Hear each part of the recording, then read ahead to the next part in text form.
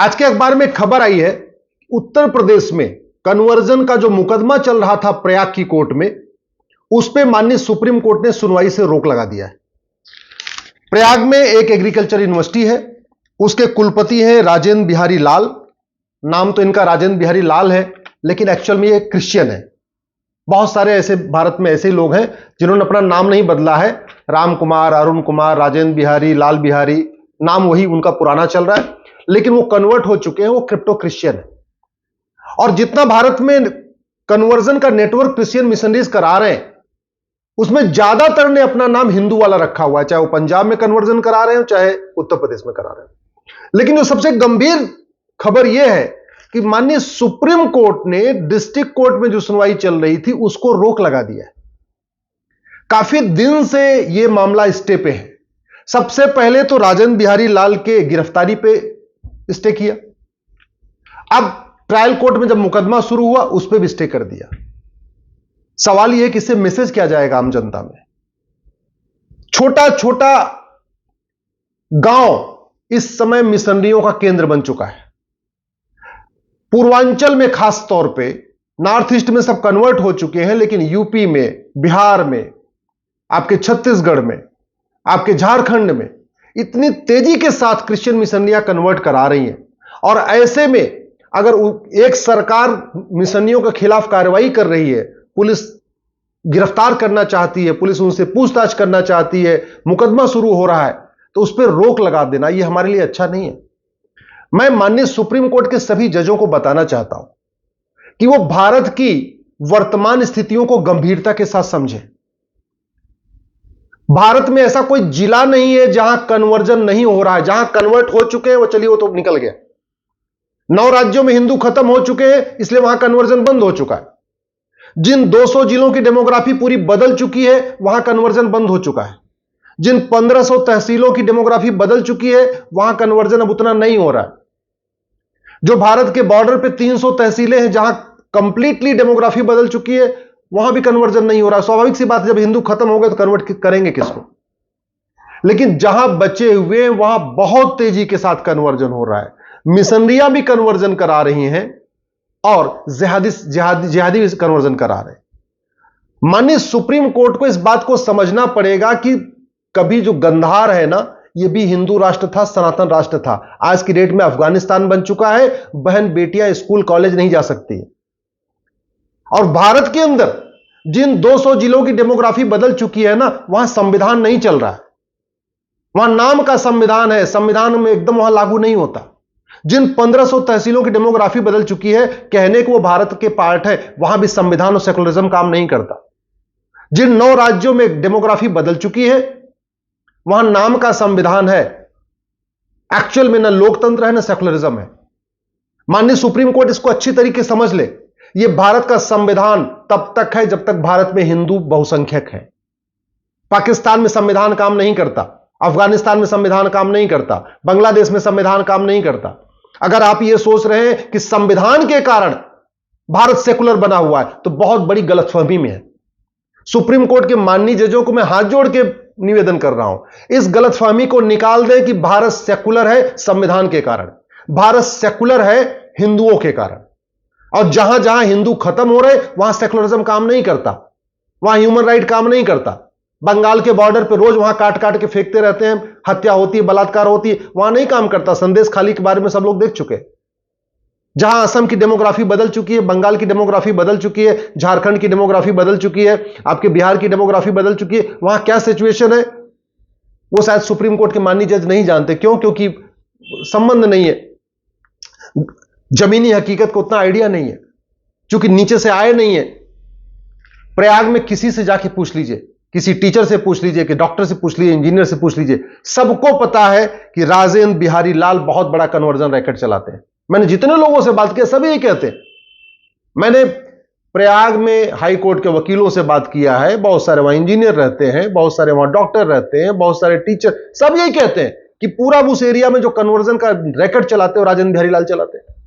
अब उनको अगर माननीय सुप्रीम कोर्ट गिरफ्तारी पे स्टे दे देगा, ट्रायल कोर्ट में मुकदमा चलाने पे भी स्टे दे देगा, उस एरिया में क्या सोचेंगे लोग?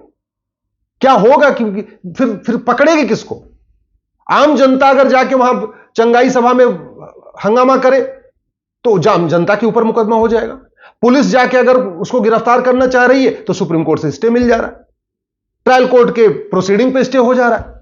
तो धर्मांतरण रुकेगा कैसे? घुसपैठ रुकेगी कैसे? इस धर्मांतरण और घुसपैठ के कारण पूरे भारत की डेमोग्राफी बदल चुकी है। धर्मांतरण और घुसपैठ पूरे देश में हो रहा है। पंजाब में भी धर्मांतरण हो रहा है, हरियाणा में भी धर्मांतरण हो रहा है, दिल्ली में धर्मांतरण हो रहा है। यूपी में थोड़ा कम हो गया। यूपी में जब से योगी सरकार आई है, एनएसए लगा रही है, प्रॉपर्टी सीज कर रही है, एफआईआर कर रही है, तब से थोड़ा कंट्रोल हुआ है। लेकिन यूपी में तो पूरा बंद नहीं हुआ। लेकिन इस तरीके के सुप्रीम कोर्ट के फैसले से सबको उत्साह मिल जाएगा। जितनी मिशनरी ऑर्गेनाइजेशन, उनको तो लगेगा यार कोई बात नहीं, राजेंद्र बिहारी लाल को अगर सुप्रीम कोर्ट से स्टे मिल गया तो हमको भी स्टे मिल जाएगा, कन्वर्जन करते रहो। खौफ कैसे पैदा होगा? बाकी राज्य सरकारें कन्वर्जन के खिलाफ इतना काम कर नहीं रही हैं, और अगर भारत की एक सरकार, उत्तर प्रदेश की सरकार कन्वर्जन के खिलाफ कुछ कर रही है तो उस पर स्टे हो जा रहा है। तो पुलिस भी डिमोटिवेट हो रही है, आसपास के गांव वाले भी डिमोटिवेट हो रहे हैं। जितने शेड्यूल कास्ट, शेड्यूल ट्राइब है, उनको इतनी तेजी के साथ कन्वर्ट किया जा रहा है, जबकि शेड्यूल कास्ट, शेड्यूल ट्राइब को बचाने की जिम्मेदारी सरकार की भी है, सुप्रीम कोर्ट की भी है। भारत को, भारत की संस्कृति को बचाने की जिम्मेदारी सरकार की है, सुप्रीम कोर्ट की भी है। और जस्टिस पार्डीवाला साहब तो खुद पारसी हैं। मैं उनको बताना चाहता हूं, 90% जिस देश में पारसी थे ना, उसको कहते थे पर्शिया, और 50 साल में वो पर्शिया ईरान बन गया, और सारे पारसियों को छोड़ के भाग के आना पड़ा। सबने भारत में शरण लिया। मुझे नहीं पता कि पार्डीवाला साहब के परिवार शुरू से यहीं पे रहा है या पर्सिया से आया है, उनके पुराने आए, मुझे नहीं आइडिया। लेकिन मैं ये जरूर बताना चाहूंगा कि 90% पारसी आबादी वाला पर्सिया 50 साल के अंदर कन्वर्ट हो गया, ईरान बन गया। अब वहां कोई पारसी वारसी बचा नहीं है। तो अगर हम ये सोच रहे हैं कि नहीं, कानून के दम पे और संविधान के दम पे, अरे जब भारत के हिंदू खत्म हो जाएंगे तो न संविधान बचेगा, न लोकतंत्र बचेगा, न सेकुलरिज्म बचेगा, न गंगा जमुनी तहजीब बचेगी, न वसुधैव कुटुंबकम बचेगा। भारत के हिंदू जैन हिंदू खत्म हो जाएंगे तो यहां न नारी तू नारायणी की भावना बचेगी, न सर्वमंगल मांगल्य की भावना बचेगी, न सबका साथ सबका विकास होगा। जिन 9 राज्यों में हिंदू खत्म हो चुके, वहां सबका साथ सबका विकास नहीं चलता, वहां पे वसुधैव कुटुंबकम नहीं चलता, वहां नारी तू नारायणी नहीं चलता। जिन 9 राज्यों में हिंदू खत्म हो चुके, वहां न संविधान चल रहा है, न वास्तव में सेकुलरिज्म चल रहा है, न लोकतंत्र चल रहा है। वहां केवल भीड़ तंत्र चलता है, भीड़ जो चाहती है वही करती है। इसलिए मैं माननीय सुप्रीम कोर्ट से निवेदन कर रहा हूं, मैं आपकी डिसीजन पर कोई सवाल उठा नहीं रहा हूं, मैं तो केवल इतना कह रहा हूं कि भारत को घुसपैठ और धर्मांतरण से बहुत बड़ा खतरा है। आप इसके लिए बाकायदा सभी राज्यों के स्पेशल डायरेक्शन दीजिए।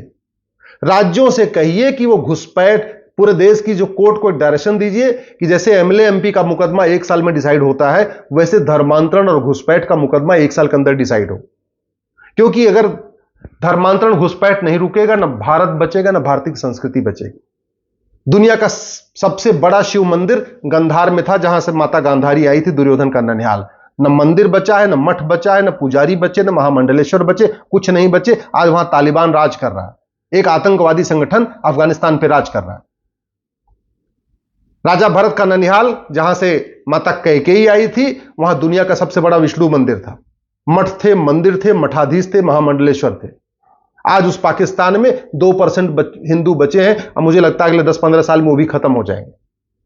और वैसे भी अगर वास्तव में गंगा जमुनी तहजीब बाकी सब काम करती, तो वहां से गुजराल साहब छोड़ के भाग के नहीं आते, आडवाणी जी छोड़ के भाग नहीं आते, लाल जेठमलानी जी छोड़ के भाग के नहीं आते, वहां से खुशवंत सिंह छोड़ के भाग के नहीं आते, वहां पे संजय दत्त के फादर छोड़ के भाग के नहीं आते, पृथ्वीराज कपूर छोड़ के भाग के नहीं आते। इसलिए मैं माननीय सुप्रीम कोर्ट से निवेदन कर रहा हूं, कम से कम घुसपैठ और धर्मांतरण के मामलों पे आप एक आदेश पारित करिए। पूरे देश की राज्य सरकारों से कहिए कि वो घुसपैठ और धर्मांतरण, जो राष्ट्र की सुरक्षा के लिए खतरा है, देश की एकता अखंडता के लिए खतरा है, ये अपने घुसपैठ और धर्मांतरण ये अपने आप में वेजिंग वॉर है। घुसपैठ और धर्मांतरण हमारे लिए एक पूरी तरीके से वॉर के रूप में आ चुका है। इसको रोकने के लिए कार्रवाई करें, फटाफट उनको सजा दें, नहीं तो घुसपैठ और कारण पूरा यूरोप परेशान है, अमेरिका परेशान है, फ्रांस परेशान है, और भारत भी परेशान है। और इस तरीके से सुप्रीम कोर्ट अगर घुसपैठियों को और धर्मांतरण कराने वाले जिहादियों मिशनरियों के खिलाफ मुकदमों की सुनवाई पर रोक लगाएगा, उनको प्रोत्साहन मिलेगा, और वो और ज्यादा घुसपैठ करना शुरू कर देंगे और ज्यादा धर्मांतरण करना शुरू कर देंगे।